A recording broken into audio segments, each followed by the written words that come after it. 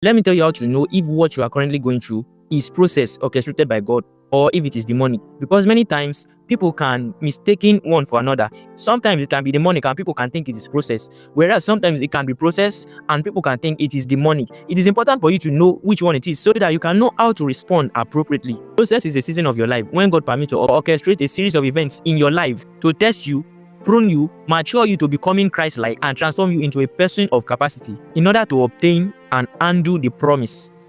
In the Old Testament, God spoke about how He led the Israelites through the wilderness all these years to test their hearts. So that is the definition of process. Now, while these events may be unpleasant in their entirety, they are for your greater good and they are orchestrated with a positive intent. But if it is demonic orchestrations, they may also be similar to the same events as process.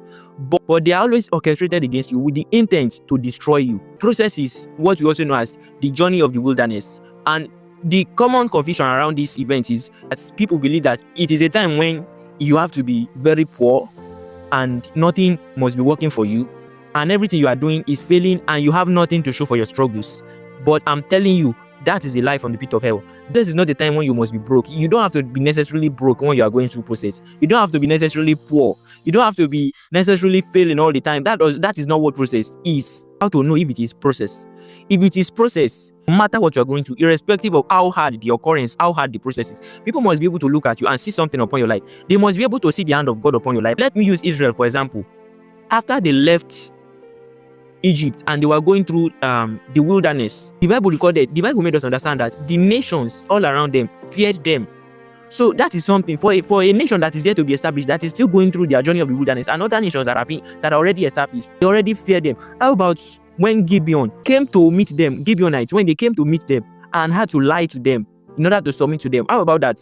So for an established nation, an already established nation, to come and meet a nation that is yet to be established and submit to them, that is one of the signs to know that this thing is process, because it must be contributing to your growth, to your maturity, to your development, to your capacity. David is also another good example. While David was still in exile, running from Saul, people came to him.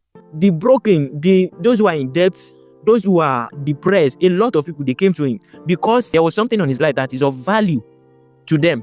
There is something upon his life that can build this man. And we later saw that these people, they became the mighty men of David. So that is how process works. While you are going through your journey of process, it is a time when God will start placing honor upon your life.